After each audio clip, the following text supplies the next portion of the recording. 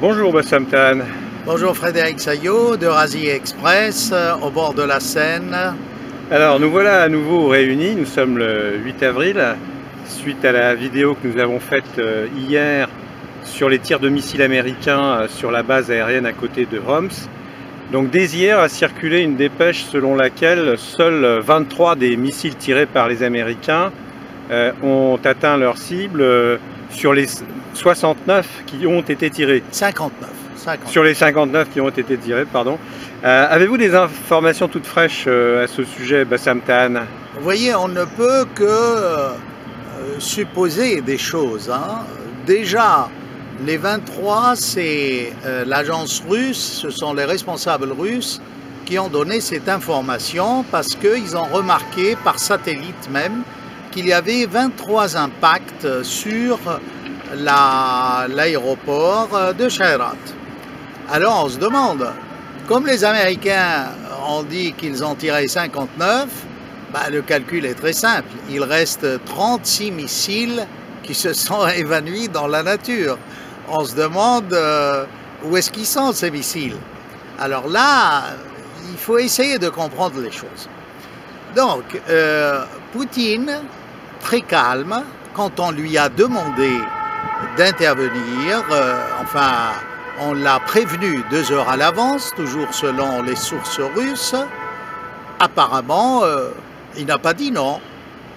Oui, mais à la lumière de ce qui se passe, de ce que l'on voit, de ce que l'on analyse, on peut supposer que ces 36 missiles ont été tout simplement abattus. Parce que les Américains n'ont pas donné de précision. Et on ne sait pas si vraiment, par exemple, c'est tombé sur des villages, des villes, tout cela, on l'aurait su. Parce que le désert syrien n'est pas un vrai désert. Il y a des autoroutes, il y a des villages, il y a des bourgs, il y a des fermes, il y a des champs, vous voyez. Donc, il est fort possible que quelques missiles sur les 36, parce que ce sont de vieux missiles de 40 ans, donc c'est la génération 3 et non la 4. On voit comment l'armée américaine liquide ses stocks. Mais pour une opération de prestige comme ça, ils auraient dû utiliser des missiles plus performants. Parce que là, ces 36 missiles, donc, quelques-uns ont pu tout simplement dévier, ou alors, comme il n'y a pas de traces, c'est que quelqu'un les a bien fait tomber, les a touchés. Alors, est-ce que la Russie a intérêt, si elle est vraiment intervenue pour les abattre, d'en faire un grand bruit? Je pense pas. Je pense pas. Parce que là, c'est un jeu très subtil des Russes. Ils gagnent sur les 2 tableaux. D'abord, la Syrie est victime. Ils vont aux Nations Unies pour une réunion extraordinaire d'urgence du Conseil de sécurité, mais par ailleurs, ils auront testé peut-être des systèmes antimissiles, différents systèmes, et pas forcément S-300 ou S-400. Et là, même si les Américains s'en sont rendus compte, ils ne vont pas dire que nos missiles ont été abattus par les Russes. On va continuer sur les médias en boucle que la base aérienne de Shayrat a été touchée par les missiles américains. Mais jusqu'à maintenant, si vraiment les chercheurs, les journalistes, les hommes politiques étaient sérieux, ils devraient se poser la question de l'énigme, je dis bien énigme, des 36 Tomahawks dont on n'a pas retrouvé la trace. Donc, il est, à mon sens, fort possible qu'il y a eu une intervention. Est-ce qu'elle est russe 100% ou est-ce qu'elle est iranienne?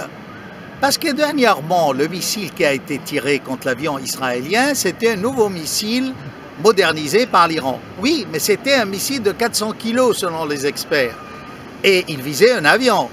Donc là, sans doute, on a essayé, on a testé d'autres systèmes antimissiles. Et ça peut être iranien, ça peut même être des missiles tout simplement syriens, ça peut être syro-irano-russe. Hein?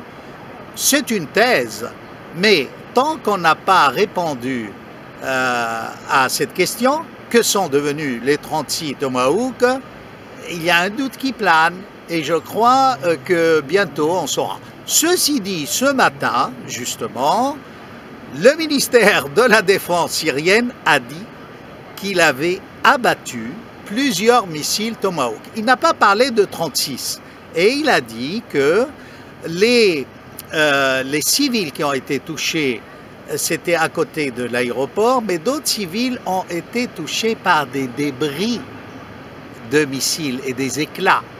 Et ça, c'est fort possible, parce que si vous abattez un missile dans l'espace, il y a des éclats qui tombent et qui peuvent faire du mal.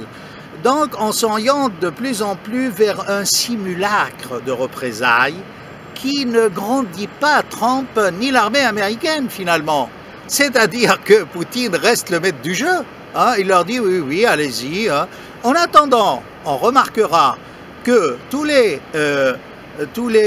Sukhoi qui ont été livrés ont eu le temps d'aller à Khmeimim, hein, sous le parapluie des S-300 et des S-400 russes sur la côte syrienne. D'autres ont fait un petit voyage au Tifor, un autre aéroport de la région, pour repartir à nouveau. Et le bouquet, hein, la cerise sur le gâteau, comme on dira en bon français, et bien ce matin, des Sukhoi ont atterri et décollé, merci, de cette base de Shayrat pour bombarder les Daesh et Al-Nusra. Alors là, franchement, je crois que Trump en a pris pour son grade. Et si ce que j'analyse s'avère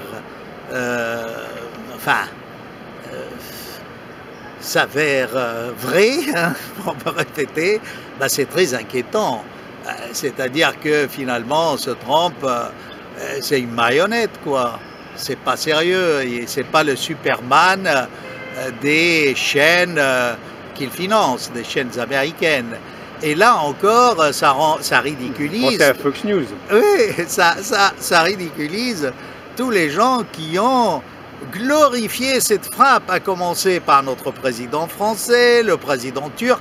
D'ailleurs, encore une fois, on se trouve dans le camp des Turcs et d'Erdogan. Également, ça n'honore pas la France. Alors justement, Bassam Tahan, une journaliste hier relevait que la soi-disant frappe avec des armes chimiques sur Idlib le 4 avril venait suite à une rencontre entre Tillerson et les responsables turcs, et elle suggérait que des accords avaient été passés concernant le montage de cette opération. Qu'en pensez-vous?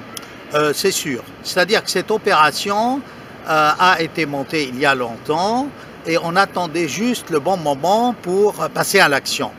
Alors, aussi, il faut dire que Khan Sheikhoun se trouve sous tutelle islamiste et turque en ce moment. Donc, transporter de l'armement chimique et le déposer à Khan Sheikhoun, c'était très facile, hein, pour les Turcs. C'était vraiment cette affaire de ligne rouge. Tout est monté pour montrer que Trump est mieux qu'Obama. Que lui, il y a eu un dépassement de la ligne rouge, ben lui, il intervient en Superman et il bombarde. Alors, c'est ridicule aussi parce que qui c'est qui a soutenu ce bombardement? Ben, l'Arabie Saoudite, Israël.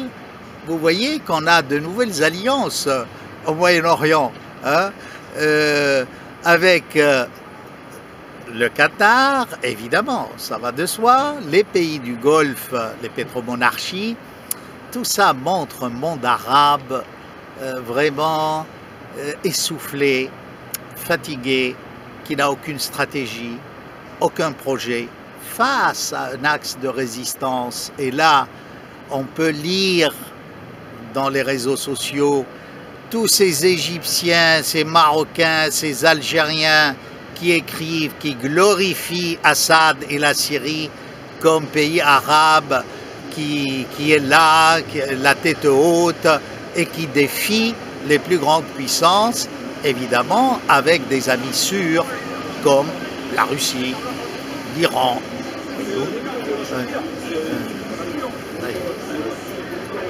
Dernière question, Bassam Tan, vous évoquiez tout à l'heure la réaction du président Hollande. Il est vrai qu'hier matin, donc le matin qui a succédé la nuit de frappe, il a semblé approuver, il a même approuvé avec Angela Merkel ces frappes américaines. Par contre, hier soir a eu lieu un conseil de la défense à l'issue duquel un communiqué a été publié relativement en retrait, plutôt en retrait par rapport à ce qu'il disait hier matin. Oui. Énonçant particulièrement la priorité donc dans la crise syrienne à l'éradication, dans la crise du Moyen-Orient, à l'éradication de l'État islamique, la nécessité d'une enquête sur les responsabilités dans l'attaque chimique d'Idlib, et enfin une priorité donnée aux politiques. Alors, selon vous, ce léger retrait ne va-t-il pas dans le sens de ce que vous disiez, d'un certain isolement de Trump qui a voulu jouer les leaders du monde occidental? Oui. Qu'est-ce que ce retrait signifie? Commençons déjà par l'attitude avant le retrait, parce que c'est une attitude irresponsable. Ça met en danger la France. C'est-à-dire, il dit de continuer à bombarder la Syrie. C'est-à-dire, il se met à dos les Russes, les Irakiens, le Hezbollah, les Iraniens et tous les sympathisants de l'axe de la résistance. Et là, croyez-moi, ils peuvent être beaucoup plus efficaces que tous les islamistes réunis. Mais c'est des gens pour qui j'ai beaucoup d'estime, je crois, qui ne passeront jamais à l'action contre des déclarations aussi vaines et irresponsables. Mais ceci dit, il faut souligner le caractère dangereux même de cette déclaration. C'est-à-dire, on allait friser un affrontement général. Et là, permettez-moi de faire une petite précision, c'est qu'il y a dans l'armée américaine sûrement des généraux qui veulent cet affrontement contre la Russie. Et là, je crois, on peut admirer toute la sagesse de Poutine qui n'a pas vraiment répondu, mais il a su tirer les marrons du feu, parce que c'est lui le gagnant, c'est lui qui reste le maître de la région. Après cette frappe comme avant cette frappe. Qu'est-ce qu'elle a changé cette frappe? Elle a décrédibilisé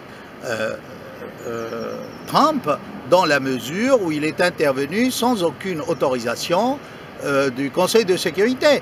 Donc Trump, avec son pays, ce sont des gens hors la loi. Tout comme Bush était hors la loi dans son intervention en Irak. Alors, peut-être que je sais pas, on lui a tapé sur les doigts, passez-moi le terme. Il a compris que il y a... Vous parlez de Hollande, là. Oui, un recul de la part des États-Unis, parce que, selon les spécialistes russes, encore une fois, on frisait une guerre nucléaire. Et c'est là où je crois que le fait que Trump ait averti les Russes, ça a un peu nuancé, tempéré cette intervention, dans la mesure où les Russes ont fait évacuer la base, comme je l'ai déjà expliqué. Donc finalement, quel trophée pour Trump? C'est simplement qu'il a bombardé une base quasiment vide, ce qui le ridiculise aussi. Voyez? Mais la crainte d'une guerre totale s'impose toujours. Il est fort possible qu'il y ait un dérapage, mais je ne le pense pas, voyez-vous, à moins que vraiment Trump continue dans sa folie et soit entraîné par ses généraux faucons, néoconservateurs qui sont là. Je ne le pense pas quand même, parce que la prochaine fois, s'il intervient, qu'il le dise aux Russes ou pas, de toute manière, il ne peut pas le dire aux Russes, puisque la ligne chaude entre les deux capitales est suspendue. Donc là, je crois... Concernant les survols de la Syrie. Oui, concernant les survols de la Syrie. Et là, permettez-moi, j'ai vérifié, les S-400 peuvent abattre, ça dépend des distances, 38 cibles en quelques secondes. Donc, revenons aux 59 missiles, s'il y a deux systèmes S-400, ils peuvent envoyer le double et ce sera abattu. Et là, ça va être vraiment catastrophique pour la renommée de l'armée américaine avec toutes ces flottes, la 5e, la 6e. Et c'est ça le défi russe. C'est que, en termes de force militaire, les Américains ont des flottes partout. Mais avec tout cela, ils n'arrivent pas à damer le pion, si je puis dire, à ce grand joueur d'échecs qui se balade torse nu sur un cheval, montant à grue, poursuivant les panthères blanches ou que sais-je, les ours blancs de je ne sais où. Vous voyez, ça, je crois que l'image de Trump à côté de celle de Poutine reste très, terne. Et non, cette frappe, je crois, l'a diminué en fait. C'est un hors-la-loi, tout simplement. C'est en effet ce qu'a déclaré le nouvel ambassadeur de la Russie à l'ONU, qui a parlé de terrorisme, qui a accusé les États-Unis de terrorisme, le président Poutine le matin même, pointant la façon dont les États-Unis ont violé la loi internationale en agressant un État souverain sous des prétextes inventés. Et puis là, si vous voulez, au niveau national syrien, avec cela, Bachar el-Assad gagne en popularité dans tout le monde arabe, que c'est l'homme qui tient toujours, c'est un homme d'État qui est responsable, qui continue sa besogne.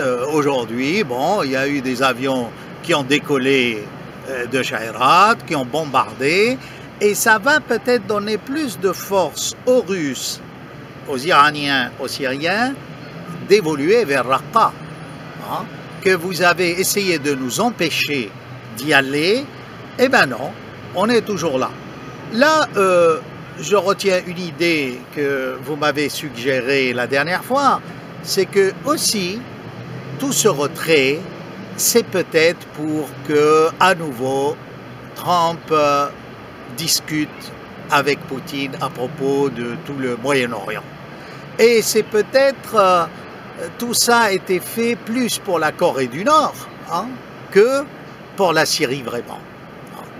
Mais ça montre, si vous voulez, qu'au niveau militaire pur, les systèmes antimissiles en Syrie, qui sont déjà là, ou qui vont arriver, vont poser beaucoup de fil à retordre pour les Israéliens, si jamais ils s'aventurent à nouveau dans l'espace syrien. Et pourquoi, dernière question, Bassam Tahan, pourquoi avez-vous évoqué la Corée du Nord à propos de la crise syrienne? Tout simplement parce que, comme le président chinois était là-bas, aux États-Unis, et c'était une façon peut-être de montrer au président chinois que les États-Unis peuvent intervenir à n'importe quel moment, et peut-être qu'ils ont discuté de cette Corée du Nord, parce que si la Corée du Nord continue, c'est grâce quand même à la Chine qui est là et qui empêche les Américains d'intervenir d'une manière radicale pour renverser le gouvernement coréen du Nord. En même temps, rassurer évidemment le Japon. Tout est lié dans cela. Alors ceux qui nous disent que c'est un retour des Américains au Proche-Orient, je ne le pense pas. Ils ne retournent pas. Sauf si Trump continue à s'embourber, mais là, ils retournent et ils sont perdants. Parce que là, l'équilibre des forces est nouveau. L'Iran est là, l'Iran a modernisé les S-300 russes. Et alors, ça va, la prochaine guerre, si ce n'est une guerre de missiles et d'antimissiles, ça va être une guerre nucléaire. Eh bien, espérons qu'on n'en arrive pas là. En tout cas, merci pour ce point sur ces tirs de missiles hier, sur l'énigme des missiles qui n'ont pas touché leur but. Voilà. À bientôt, Bassam Tahan. Je crois que, enfin, il faut que les éditorialistes, sérieux ou bidons, se posent le problème de l'énigme des 36 Tomahawks qui se sont évanouis dans la nature syrienne. Merci, Bassam Tahan. Merci à vous.